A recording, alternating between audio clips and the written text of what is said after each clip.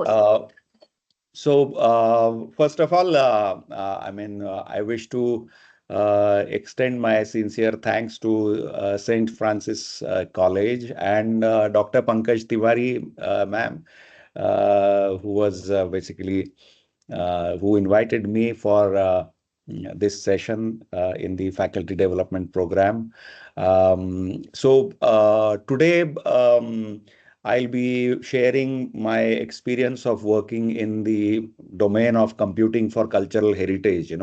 I have spent more than 30 years working only on this topic, the Indian heritage, digital preservation, developing various tools and technologies, to enable the museums and archives, even the preservation with regard to the monuments and so on. So I have been associated with these activities for a very long time. So this gives me an opportunity to share some of my past experience. One objective behind this is to also basically inspire the members who are interested in researching in the domain of Indian knowledge system and also the educators and the students, who wish to, explore this domain at a deeper level. So my presentation today is divided in two parts. Basically, the first part I will be taking you through my some of my projects very quickly. I will, so that if you will become familiar with the kind of work that I have done in the past, and then I would be focusing on the taxonomy of Indian knowledge system, which is basically how vast the Indian knowledge system is and what is the best way to really structure the various domains, knowledge domains under the IKS. So what is the most logical and comprehensive way of structuring this knowledge, and this basically the taxonomy which I'll be covering is also coming from one of the heritage scriptures.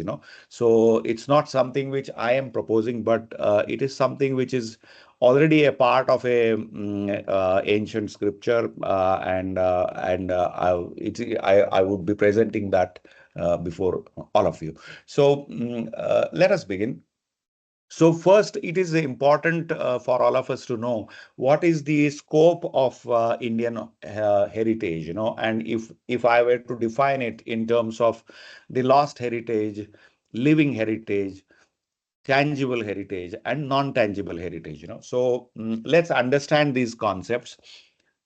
First is the lost heritage, wherein we have been basically hearing a lot of stories, and maybe some excavations and some evidences are still available, like the Sindhu civilization or the Saraswati River. So Saraswati River finds a mention in many ancient manuscripts, but in the present day, we are not able to exactly locate the where the Saraswati River is. Some people have studied the satellite images, and they try to find they try to locate the path of the Saraswati River. Similarly, the Dwarka, which is basically under the ocean now, and there are people there. There have been divers and underwater archaeologists who have tried to find out some remains of Dwarka. So that is basically the lost heritage. Living heritage is basically we have a lot of tribes, the tribal heritage. There are tribes, and these tribal groups are very small. Sometimes there are about 100 people, 200 people, and they speak their own language. They have their own language, and it is that language is spoken language is survived by just 100 or 200 people. So there are many such tribes which are there in India, So they are like the living heritage, not only for the language they speak, but also the rituals and the practices and their lifestyle. And their lifestyle is also full of knowledge in terms of the herbs or the medicines, and several maybe the food that they eat and so on. So that is the kind of living heritage. So living heritage also includes events, festivals, rituals, artistic, I mean, artists and scholars. Like in some Western countries, the some artists and scholars are declared as national heritage because these individuals have acquired so much knowledge, which is so rare, mm, that whatever these individuals speak, everything is worth documenting and preserving. And we have actually many such knowledgeable individuals, so they are also considered as living heritage. And in some countries, even individuals are nationally recognized as a kind of heritage, living heritage. And then you have the tangible heritage. So tangible is basically the physical artifacts, which includes movable antiquities, and immovable, monuments. So basically, the rare objects, physical objects, which are generally found in the museums. And you have immovable monuments in terms of the large, maybe the architectures or maybe the forts or maybe palaces and things like that. So that is the tangible heritage. The fourth category is the non-tangible heritage. So the non-tangible heritage includes basically the oral traditions, and the knowledge that is basically not documented, but it is only available in the form of spoken word. Or you have the music or dance, various rare cultural dance forms. The folklore, folklore are basically the stories which are basically being told, from one generation to the other, and they are not necessarily all such folklore stories are documented, so they are part of the oral tradition, and so folklore. And now recently, even the digital information is basically a non-tangible heritage. For instance, this meeting which is happening, it is entirely happening on a digital platform. There is nothing available physically. Everybody has joined online, and even the slides are being presented online, and whatever I'm presenting, that also is being digitally encoded.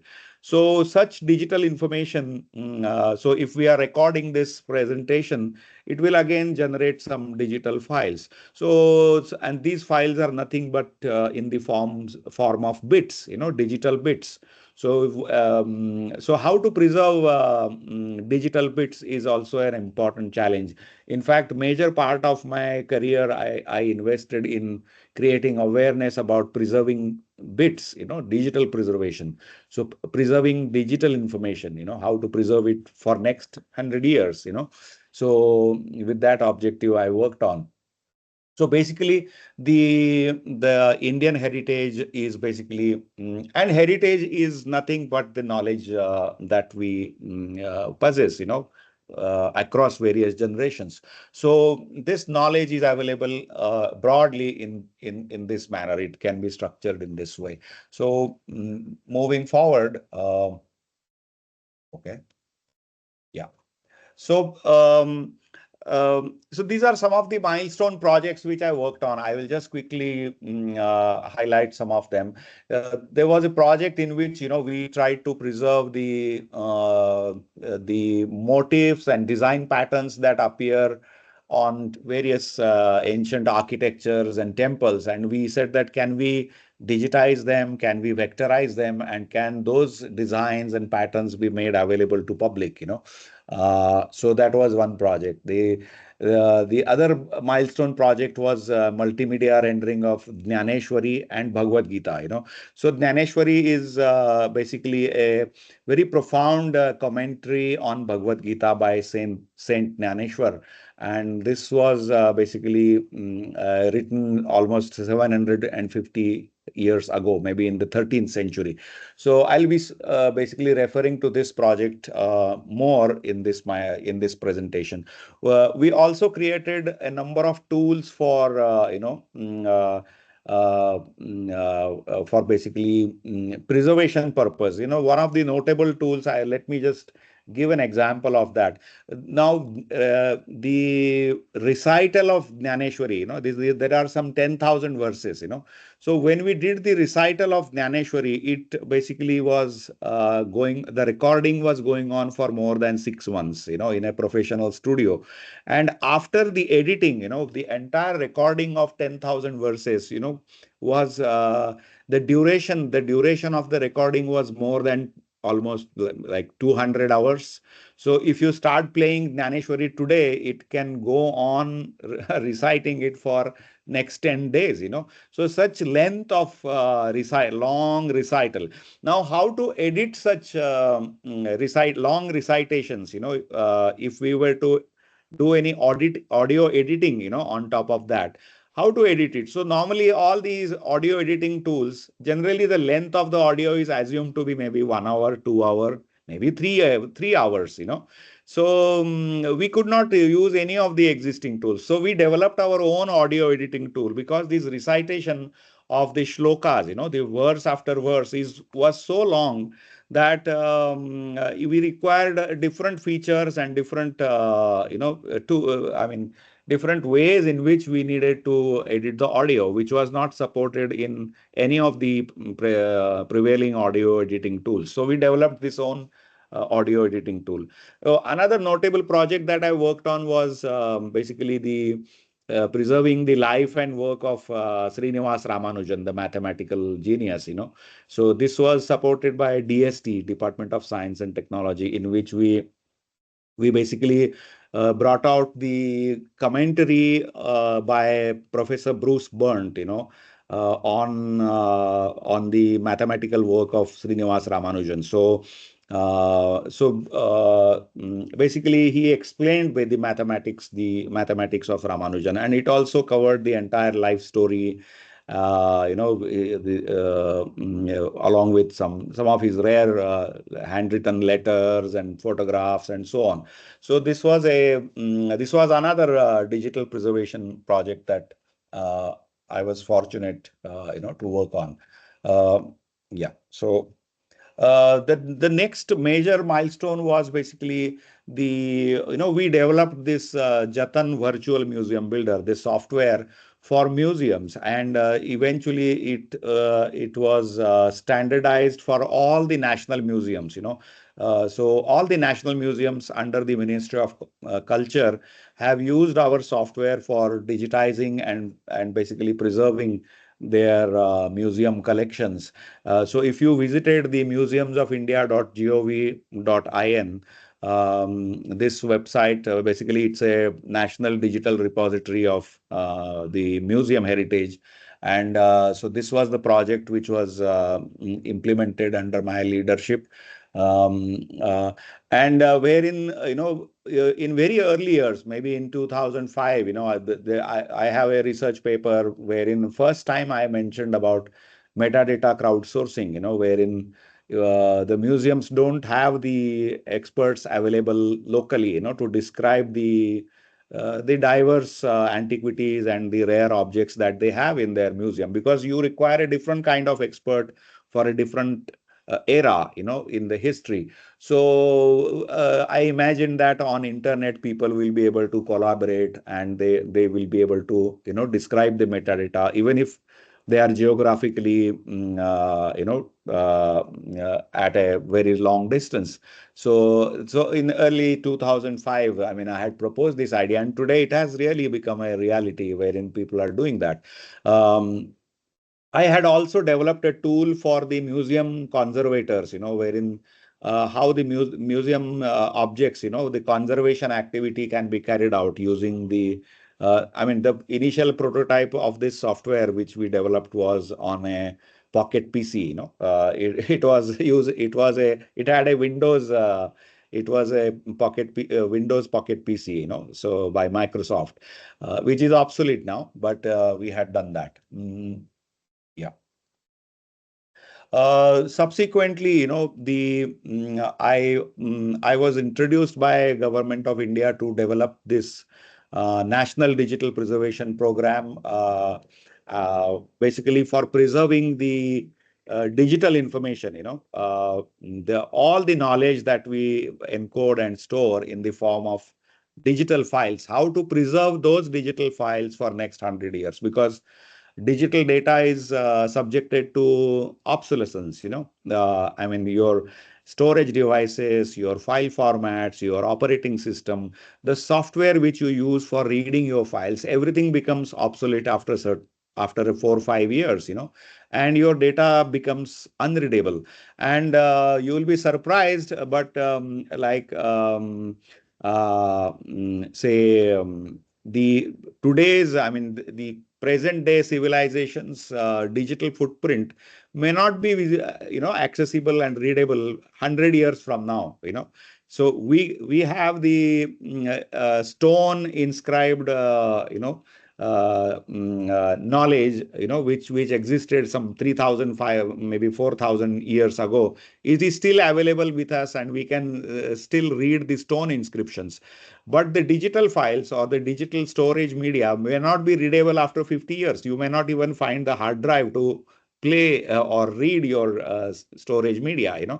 And you may be already aware of the the floppy disks, which we used to have. Now you don't even have a floppy drive in your PC.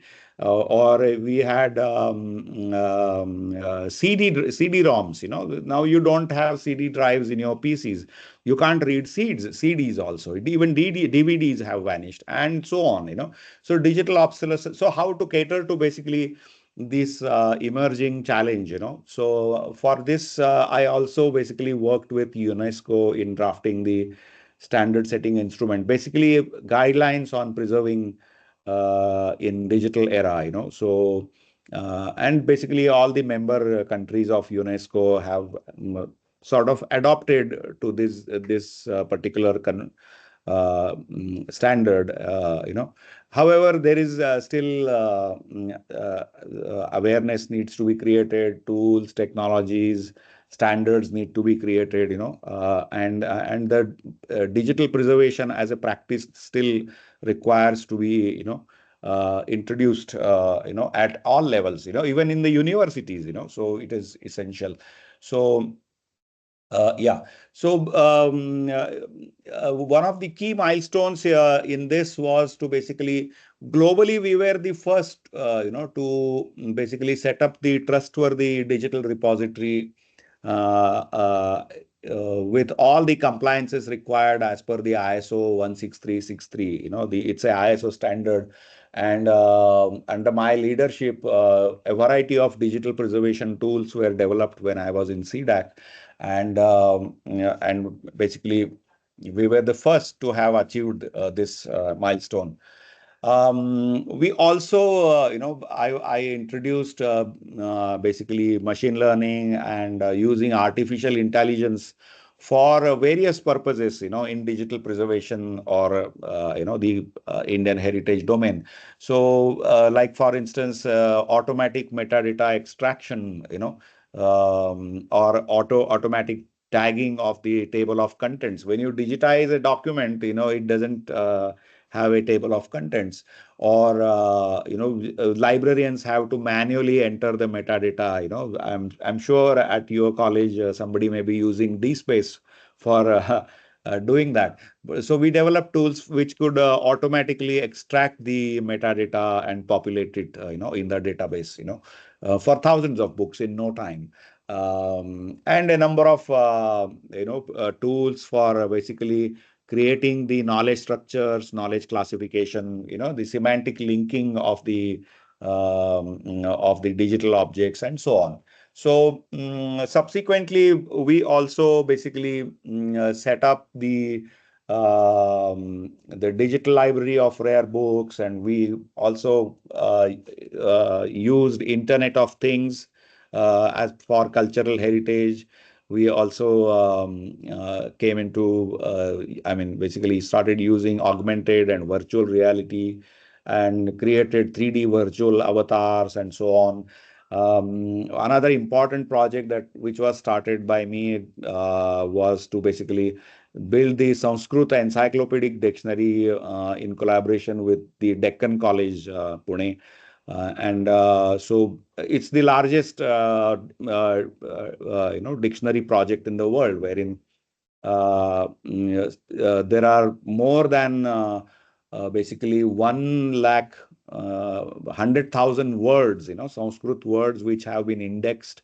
And since it is an encyclopedic dictionary, basically Deccan College publishes one volume every year, and like that, almost maybe 37 volumes have been published, through which maybe only 10,000 words have been, I mean, 10,000 articles have been written about.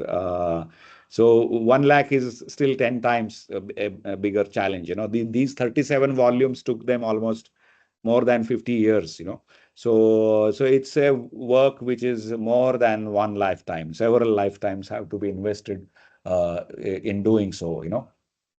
So as you can see, basically, I have worked on a large number of uh, projects which focused on Indian heritage, Indian knowledge,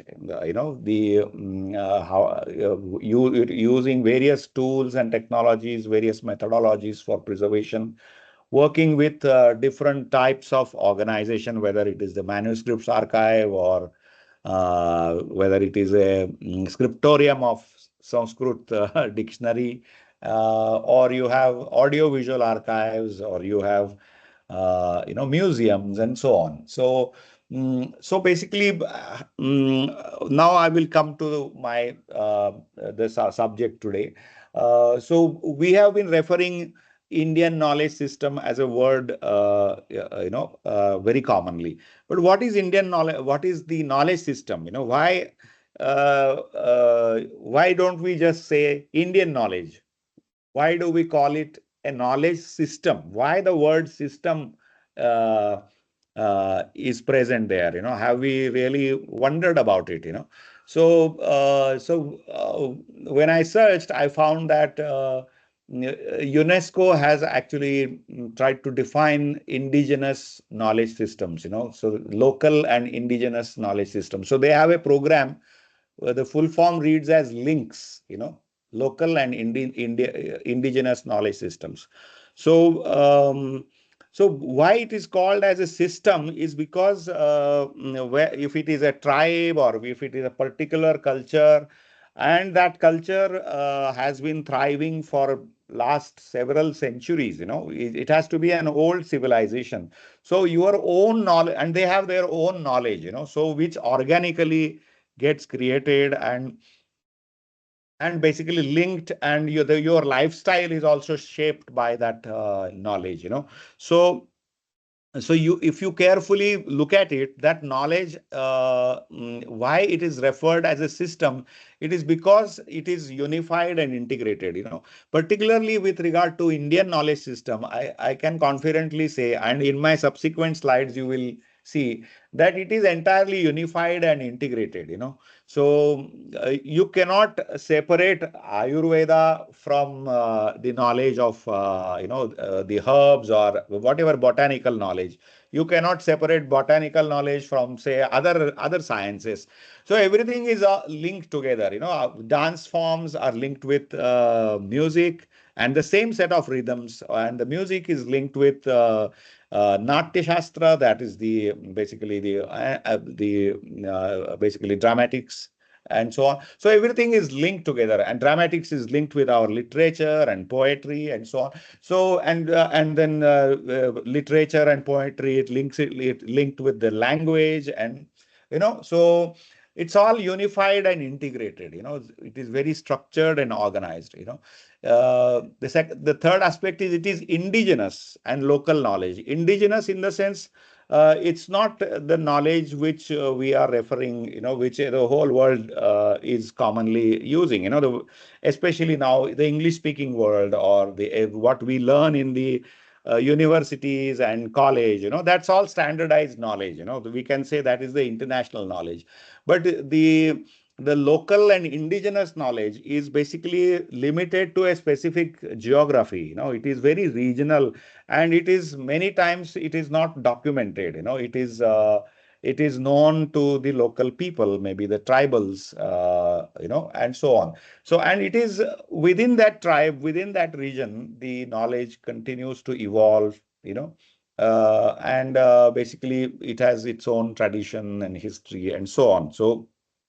Uh, so basically, that is the traditional knowledge. And since it is local, indigenous, and structured and linked, together, therefore it is called as the knowledge system.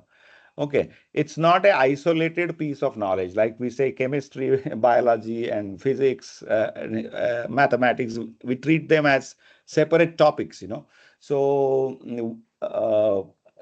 not like that, but it's all linked and integrated together. Sometimes the boundaries are hazy, where one domain starts and and the other domain, begins. So that is how the knowledge systems are evolved, and that is how even the UNESCO looks at it.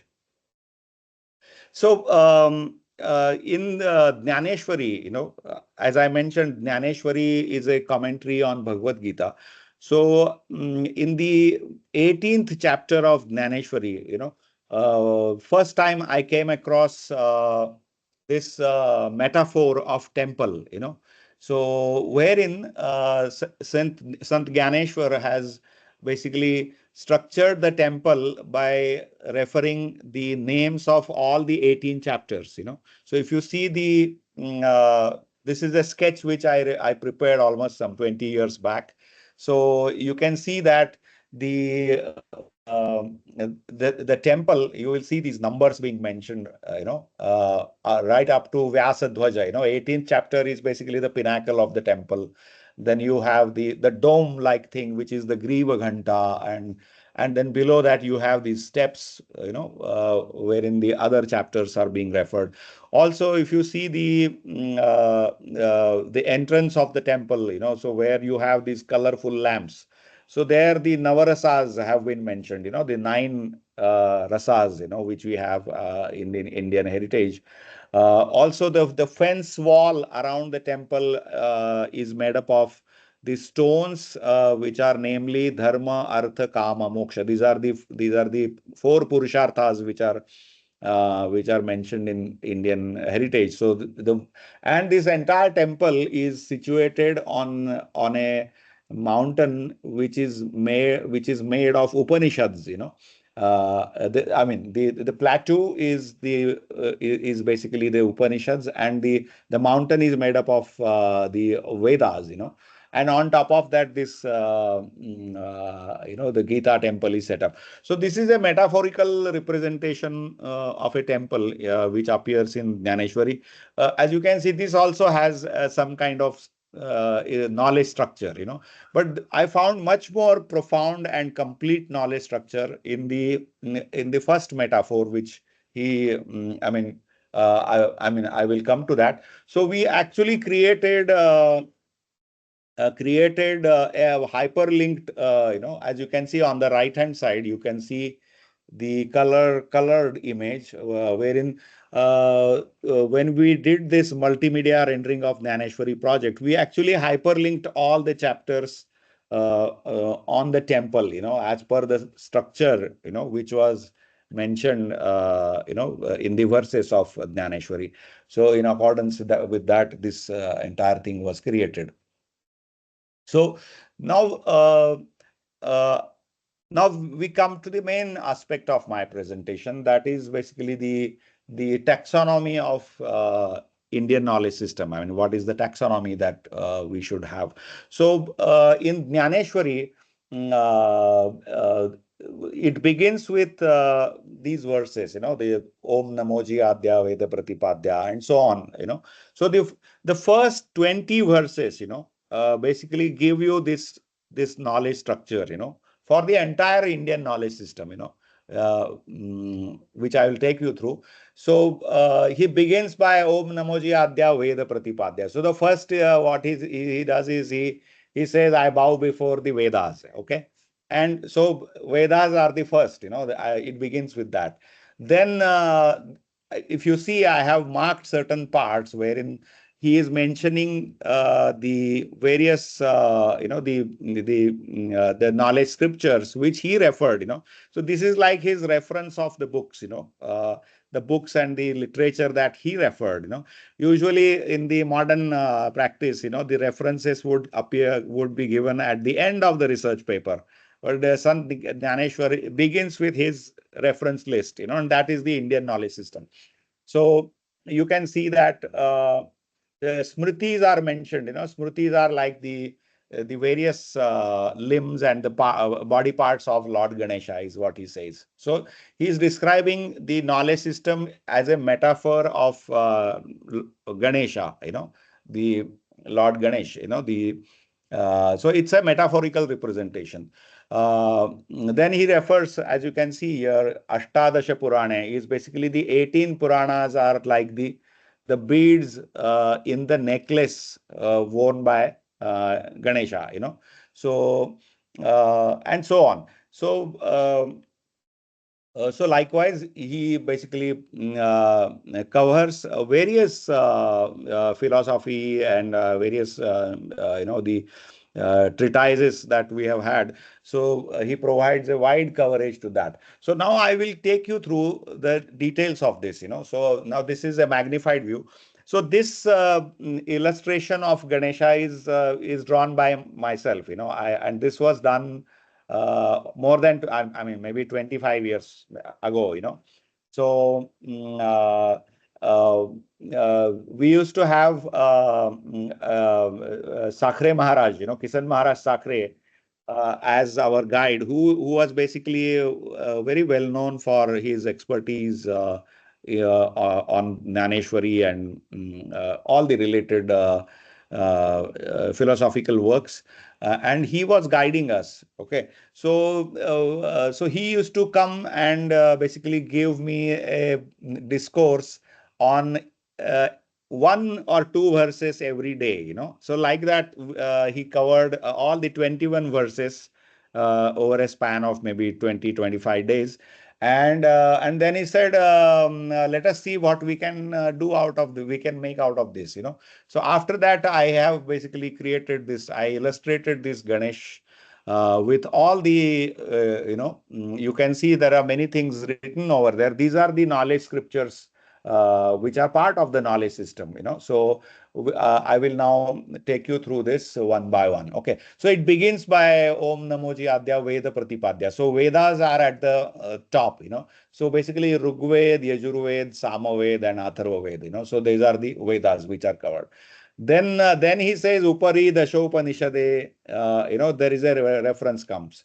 So now if we see the Upanishads, you have Ishavasya, Aitareya, Katha, Kena, Chandayogya, Prashna, Taittariya, Brihadaranyaka, Mandukya, and Manduk. So these are the basically 10 Upanishads, which he says they are like the flowers in the crown of Ganesha. So if you see the crown here, there are these 10 flowers, which are the Upanishads, which basically expand the knowledge of Vedas, further, So then he says Mimamsa Shravana Sthani. Jnaneshwar says Mimamsa. So Purva Mimamsa and Uttar Mimamsa, they are like the ears of Ganesha, So you can see the arrows pointing to the ears, large ears of Ganesha.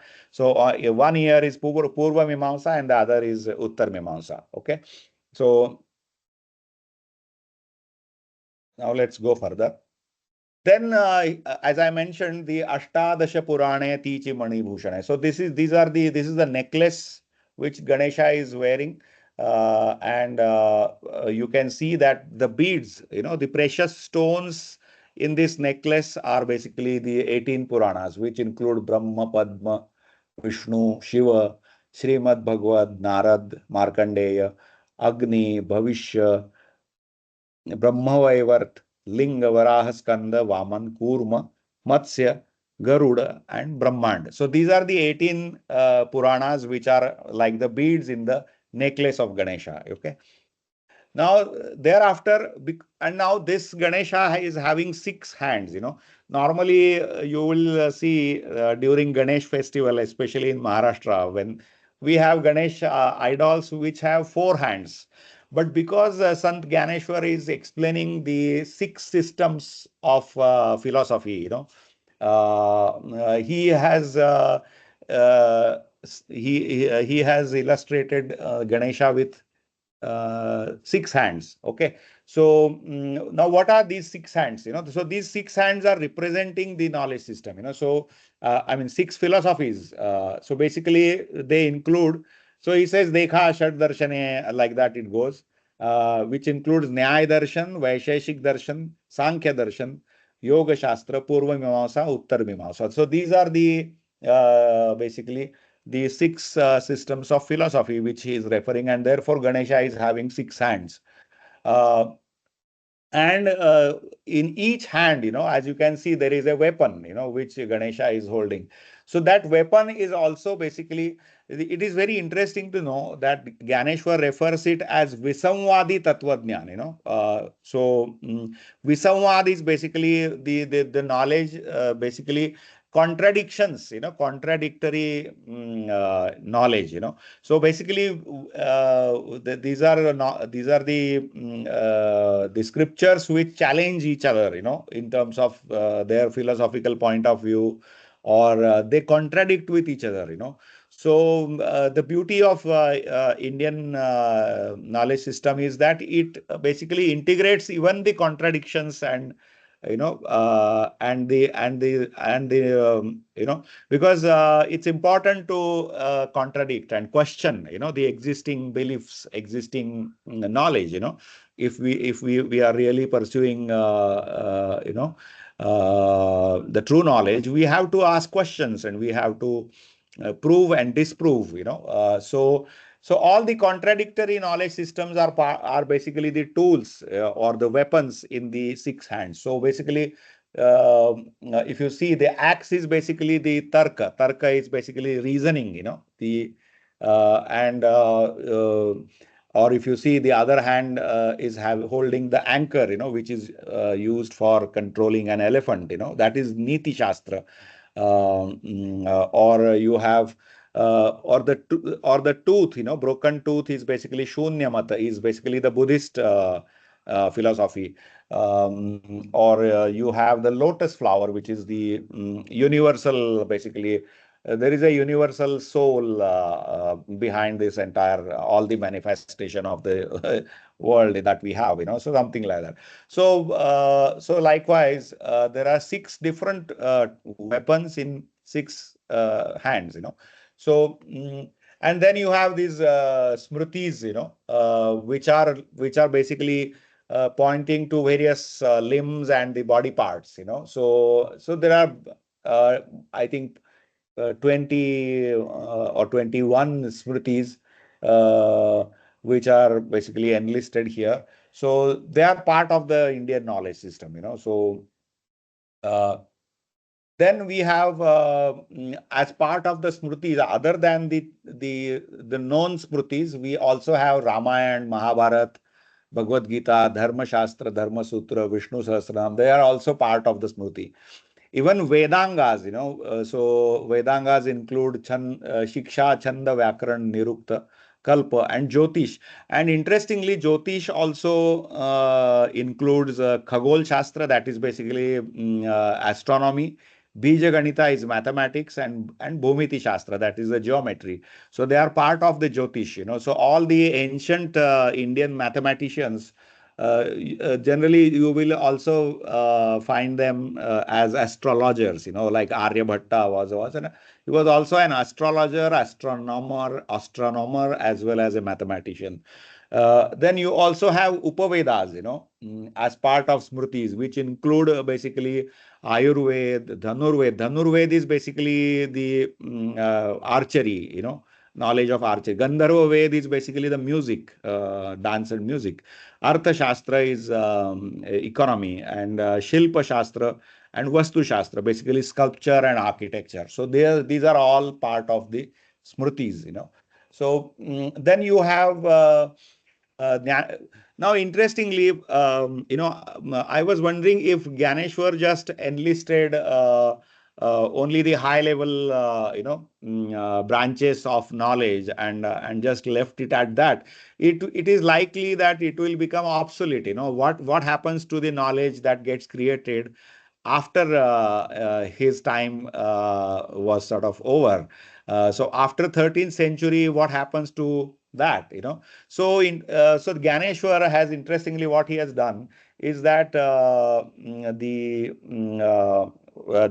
west, the belt which the Ganesha is wearing, he says that in the so the belt, the west belt has Vyasadikancha Mati. He says that intellects like Vyasas are represented, in the place of the west belt, worn by Ganesha. So then, and the Vyasadika, in the sense, Adika means etc.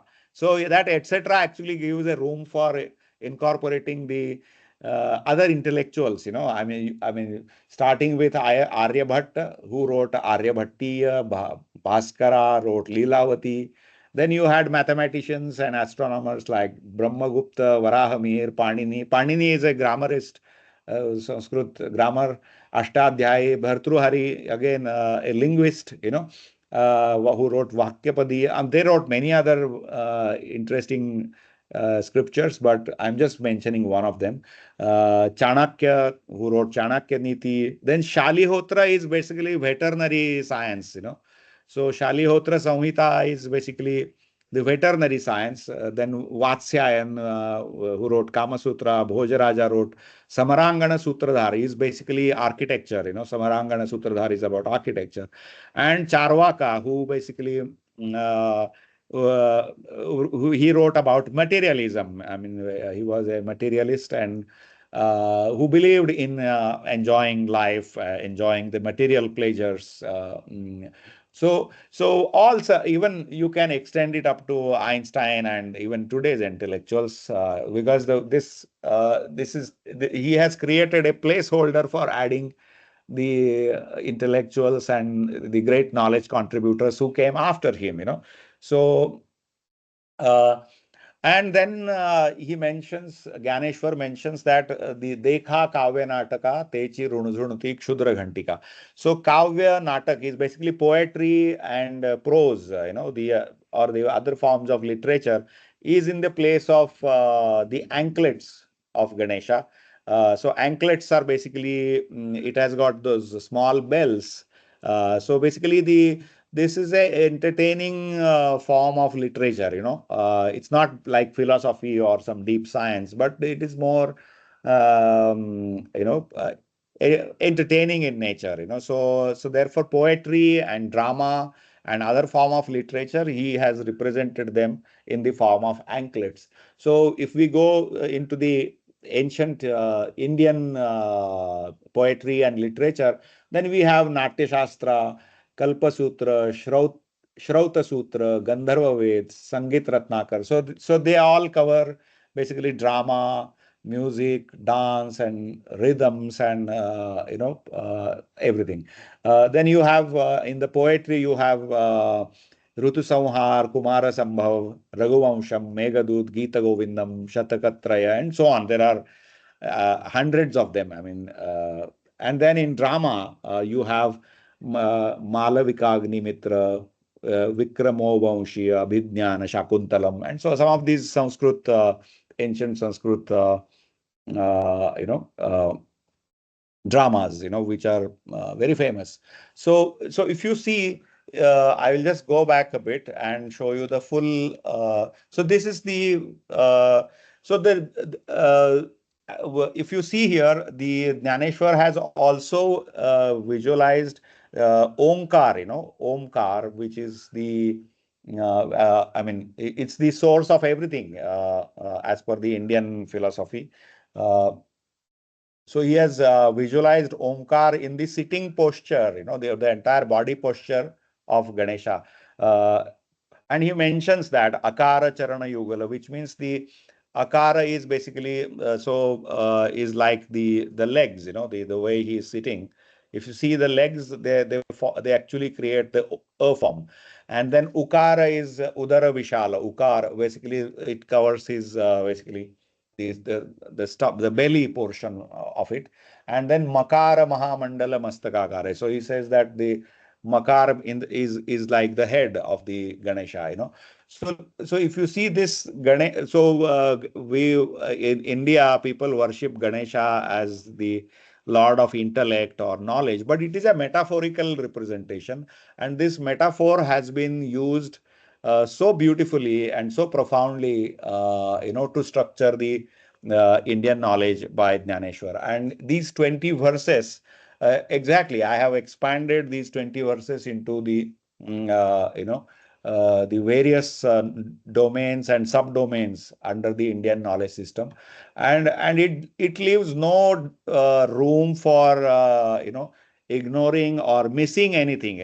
So you can actually create a beautiful digital library with this type of structure, and collect all these ancient scriptures and link them, as per this structure. I think we need to do that. We have to take up a project and do that. So now if you see this, these are the IKS resource centers created by Ministry of HRD. I mean, it's a noble initiative, but if you go through this, you don't see any logic or comprehensive coverage of the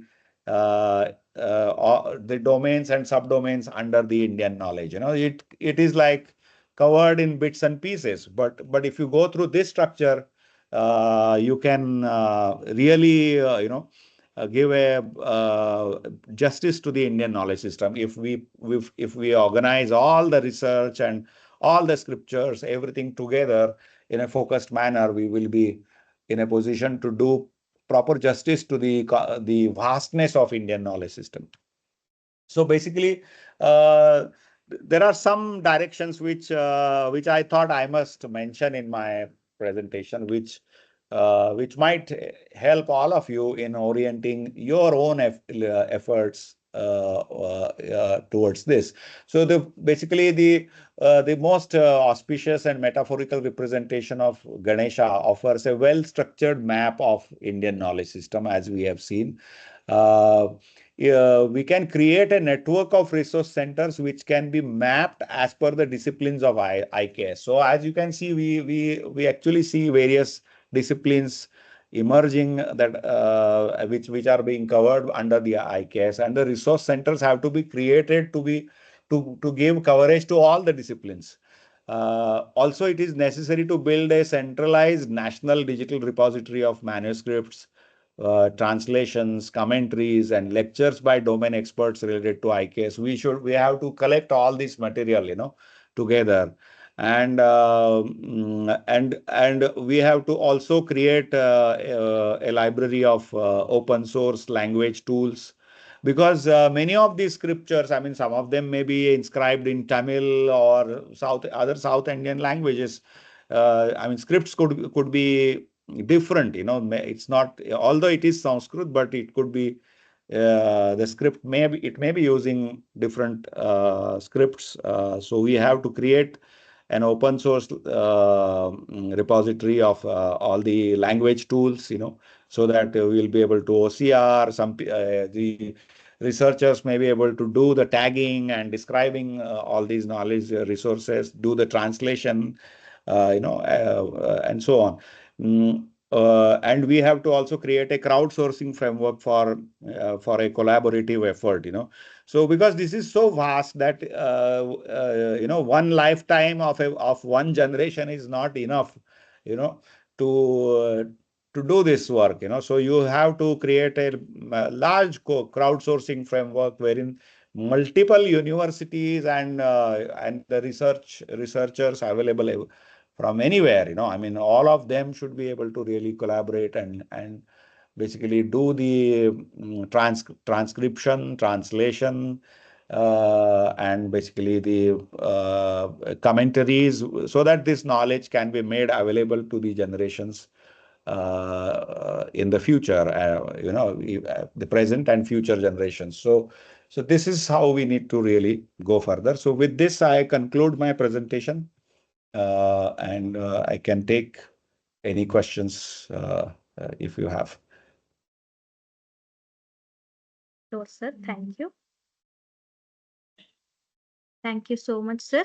Dr. Dinesh Katre, for your insightful and thoughtful provoking session. For your words have truly deepened our understanding of IKS and Indian heritage, knowledge of digital preservation, etc. Thank you. We will now open the floor for question and answer segment where participants can interact with our speaker directly.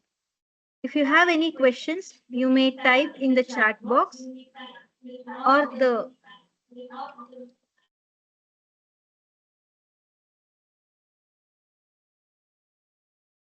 sorry for technical glitch.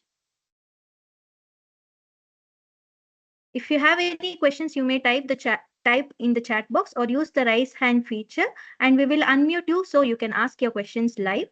We request everyone to kindly keep your questions brief and relevant so that more participants can get a chance to engage. Now, I request Dr. Pankaj Tiwari, Associate Professor, IKS Coordinator, IIC Conveyor, to take over the Q&A segments. Over to you, ma'am. Thank you, Jayanti ma'am.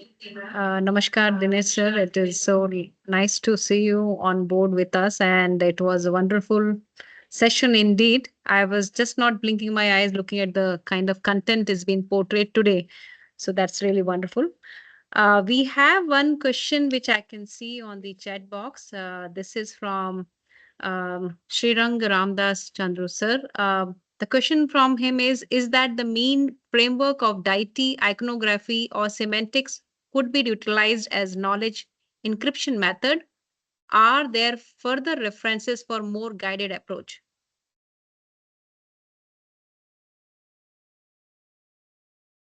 Can you please repeat the question? I'm sorry, I didn't get it. Okay, is that may?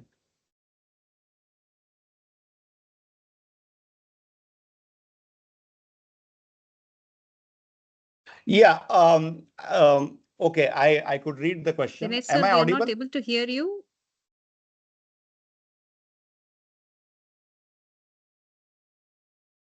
Can you hear me now?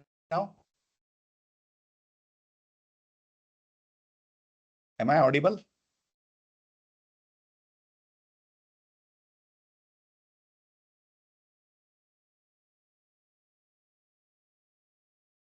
Hello? Yes, sir, you're audible. Yes.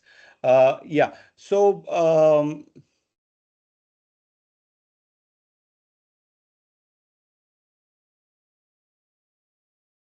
okay. So, is that a main framework of deity iconography semantics could be used as knowledge encryption method? Or okay. So, I mean, as far as the um,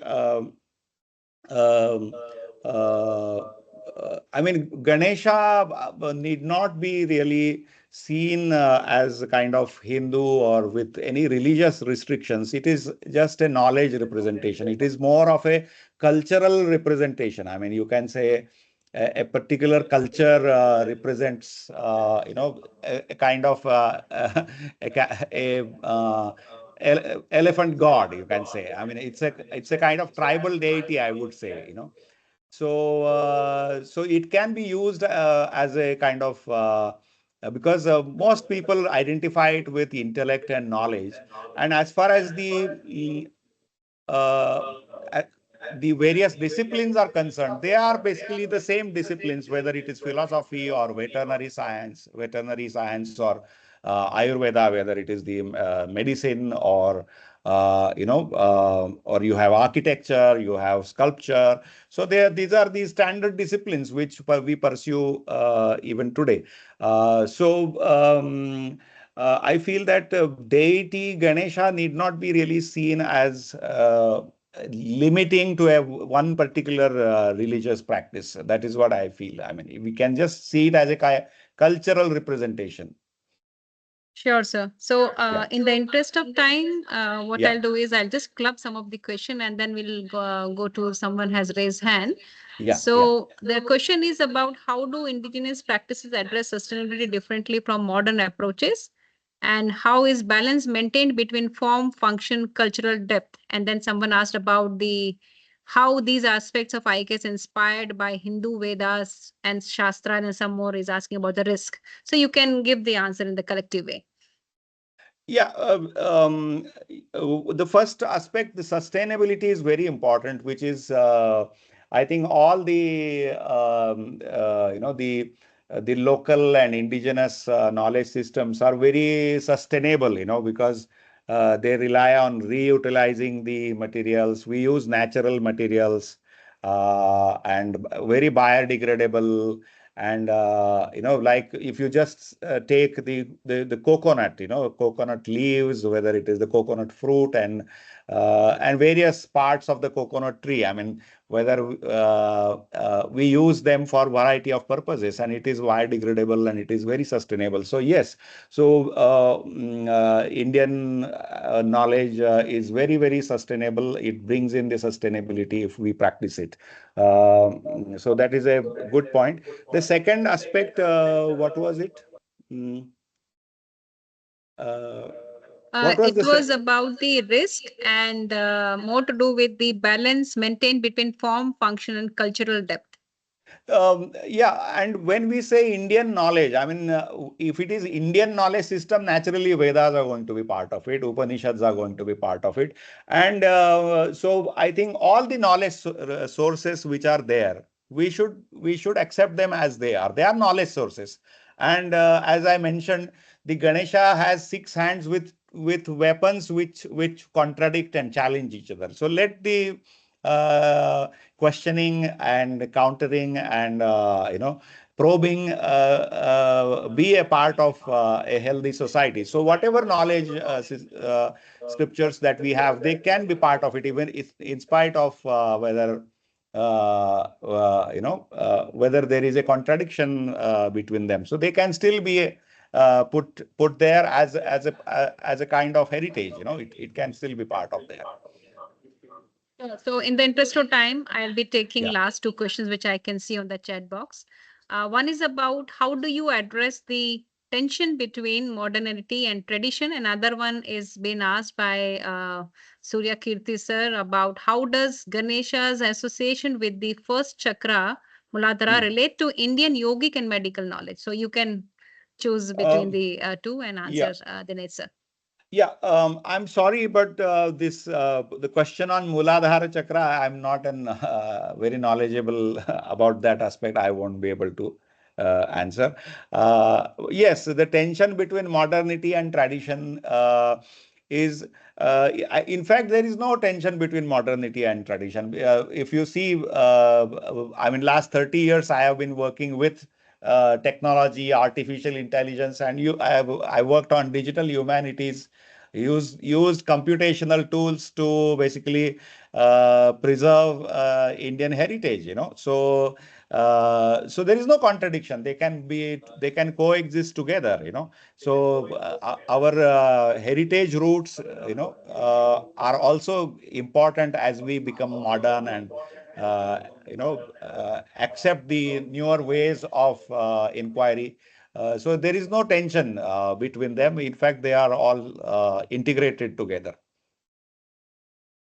Sure, sir. So I could not resist myself asking how can, Yeah. because I was looking into the lot of text being shown in the colored way in Yeah. the different slides. And going back to text mining, because I come from that area, so I was Yes. just thinking, how can we cluster those text mining aspects of it? And that is where I just wanted to know more on that. Yes, text mining has a very important role to play here, So for which, in fact, now I am a part of the working group on this Vigyan Bharatam, which is it's the new chapter in the manuscripts mission, So we have got I mean lakhs of manuscripts, thousands of manuscripts are there across the country. They have not been digitized, they have not been inscribed, So just scanning the image is not important, but the text encoding is important. Unless the text encoding is done, uh, we cannot do text mining on that, So any text mining requires the information to first be available in the text form. So we have to develop OCRs because this is a kind of handwriting recognition, So they are all written in some calligraphic font, and many scripts are different. So we have to develop the the OCRs and basically handwriting recognition tools for converting the image into the text form. That is the step one. Then the second step is basically if we were to do any text mining, we may also require some sort of lexicons to be built on top of that, So recognizing the uh, key terms, important terms, their meanings, creating those taxonomies, which can basically help you in linking the things together, linking the. So all these tools and technologies, are very important. Text mining, as you mentioned, very important. So would you suggest clustering in that way? Because if Yes, we are looking yes, of for course. more All the technologies grouping, in will that yes, help? yes, it is required because that's how we will know how the different knowledge sources are actually linked together. We those links can be established only when you do the clustering and so on. Sure, sir. So thank you. Anyone would like to interact with sir directly? Kindly raise your hand. We have another couple of more minutes to switch on to the next session. So kindly raise your hand. I saw Dr. S. Shobha, but now I can see she has muted. Dr. Shobha, will you be able to? Can you, ma'am, you're there? Because I saw you raised your hand. Shobha, ma'am. Okay. Looks like, yeah, I can see ma'am is, yeah, I can see she has raised hand. Ma'am, can you please unmute yourself Yes, and yes. please ask question? Yes, ma'am. Good afternoon, all.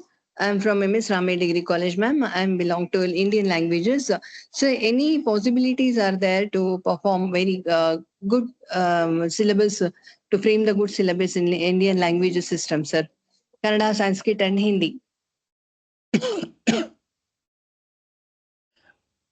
Oh, you're saying the syllabus?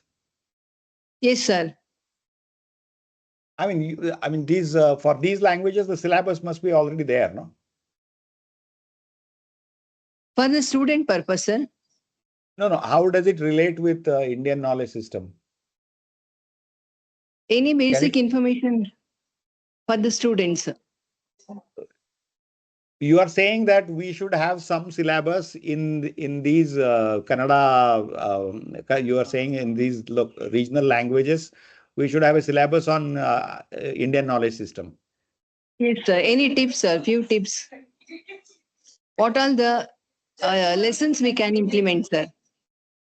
Oh, I mean, Dinesh sir, I think the question what Shobha ma'am is trying to understand is if any best practices or any how can we get lot of information for a student, because see syllabus has been there, curriculum is there, but being the language department faculties, I think that is what madam is coming. How can we get few more information additional maybe? How can we introduce on that? Correct, Shobha ma'am?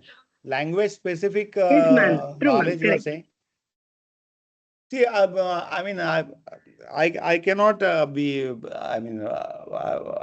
about Kannada because I don't know Kannada myself. But I think Yes, we have to give some information on the history of the particular language, how that script has evolved, various dialects that are there.